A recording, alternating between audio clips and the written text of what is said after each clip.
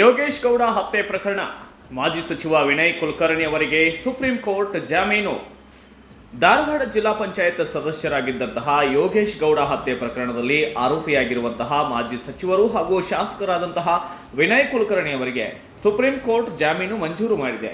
ನ್ಯಾಯಮೂರ್ತಿ ಸಂಜಯ್ ಖರೋಲ್ ಅವರ ನೇತೃತ್ವದ ಪೀಠ ಈ ಆದೇಶ ನೀಡಿದ್ದು, ಪ್ರಕರಣದ ವಿಚಾರಣೆಯನ್ನು 2 ತಿಂಗಳ ಒಳಗೆ ಪೂರ್ಣಗೊಳಿಸುವಂತೆ ಸಂಬಂಧಪಟ್ಟ ಟ್ರಯಲ್ ಕೋರ್ಟ್ಗೆ ನಿರ್ದೇಶನ ನೀಡಿದೆ. ಈ ಪ್ರಕರಣದಲ್ಲಿ ಈ ಮೊದಲು ನೀಡಲಾಗಿದ್ದ ಜಾಮೀನನ್ನು ಸುಪ್ರೀಂ ಕೋರ್ಟ್ ರದ್ದುಗೊಳಿಸಿತ್ತು.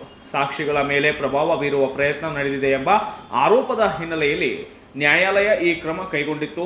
ಪ್ರಕರಣದ ಗಂಭೀರತೆಯನ್ನು ಪರಿಗಣಿಸಿ ಸಾಕ್ಷಿಗಳ ಭದ್ರತೆ ಹಾಗೂ ನ್ಯಾಯಾಂಗ ಪ್ರಕ್ರಿಯೆಗೆ ಅಡ್ಡಿ ಆಗದಂತೆ ಜಾಮೀನು ರದ್ದುಗೊಳಿಸಲಾಗಿತ್ತು. ಇದೀಗ ಜನಪ್ರತಿನಿಧಿಗಳ ವಿಶೇಷ ನ್ಯಾಯಾಲಯದಲ್ಲಿ ಪ್ರಮುಖ ಸಾಕ್ಷಿಗಳ ಹೇಳಿಕೆಗಳನ್ನು ದಾಖಲಿಸುವ ಹಂತ ಪೂರ್ಣಗೊಂಡಿರುವುದನ್ನು ಗಮನಿಸಿದಂತಹ ಸುಪ್ರೀಂ ಕೋರ್ಟ್ ವಿನಯ್ ಕುಲಕರ್ಣಿ ಅವರಿಗೆ ಜಾಮೀನು ನೀಡಲು ಅನುಮತಿ ನೀಡಿದೆ. ವಿನಯ್ ಕುಲಕರ್ಣಿ ಪರವಾಗಿ ಹಿರಿಯ ವಕೀಲ ಶರಣಗೌಡ ಪಾಟೀಲ್ ಅವರ ನೇತೃತ್ವದ ವಕೀಲರ ತಂಡ ವಾದ ಮಂಡಿಸಿತ್ತು. ಇನ್ನು ಇದೇ ಸಂದರ್ಭದಲ್ಲಿ ಪ್ರಮುಖ ಸಾಕ್ಷಿಗಳ ವಿಚಾರಣೆ ಪೂರ್ಣಗೊಂಡಿರುವುದರಿಂದ ಮುಂದಿನ ನ್ಯಾಯಾಂಗ ಪ್ರಕ್ರಿಯೆಗೆ ಯಾವುದೇ ಅಡ್ಡಿ ಉಂಟಾಗುವುದಿಲ್ಲ ಎಂದು ನ್ಯಾಯಪೀಠಕ್ಕೆ ತಿಳಿಸಿದರು. ಈ ಹಿನ್ನೆಲೆಯಲ್ಲಿ ಸುಪ್ರೀಂ ಕೋರ್ಟ್ ಜಾಮೀನು ಮಂಜೂರು ಮಾಡಿದ್ದು, ಪ್ರಕರಣದ ಅಂತಿಮ ವಿಚಾರಣೆ ಶೀಘ್ರ ಪೂರ್ಣಗೊಳ್ಳುವಂತೆ ಸೂಚನೆ ನೀಡಿದೆ.